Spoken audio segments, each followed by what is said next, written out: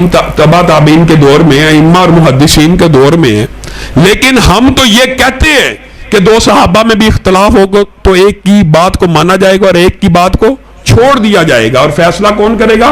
मोहम्मद सल्लल्लाहु अलैहि वसल्लम फर्कुम बैनन नास है, वही लोगों के माबैन फैसला करेंगे।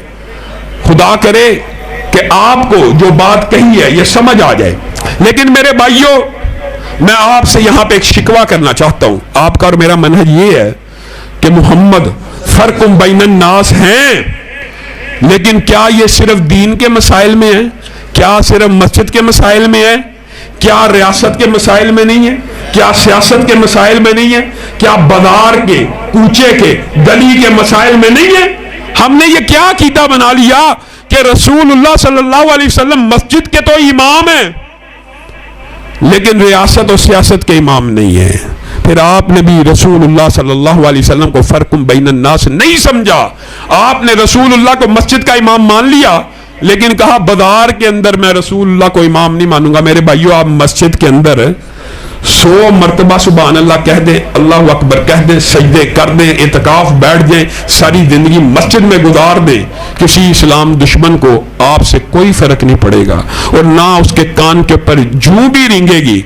लेकिन जब आप ये बात कहेंगे जो दीन मेरी मस्जिद में है वो दीन मैं बाजार के ऊपर नाफिज करना चाहता हूँ, वो दीन मैं सियासत में नाफिज करना चाहता हूँ, वो दीन मैं रियासत में नाफिज करना चाहता हूँ, वो दीन मैं अदालत में नाफिज करना चाहता हूँ, तो पूरी दुनिया के सेकुलर और लिबरल और मुल्क आपके खिलाफ इकट्ठे हो जाएंगे कि रसूलुल्लाह के दीन को मस्जिद से निकाल कर मुआशरे पे नाफिज करने की बात करते हो। बड़े जालिम हो, बड़े गद्दार हो। और मेरे भाइयों, आप लोगों को ये फलसफा कैपिटलिज्म, सरमायादाराना निजाम और सेकुलर और लिबरल लोगों ने डाल दिया कि मौलवी का काम क्या है? मस्जिद की मिंबर के ऊपर बैठ के दीन की तबलीग करे। मौलवी साहब, आपका सियासत में क्या काम है? आप मिंबर रसूल पे बैठ के सियासी गुफ्तगू क्यों करते हैं? ये जो जुमला है ये भी मनहज के खिलाफ है, इस्लाम के खिलाफ है। क्यों? सुन लीजिए।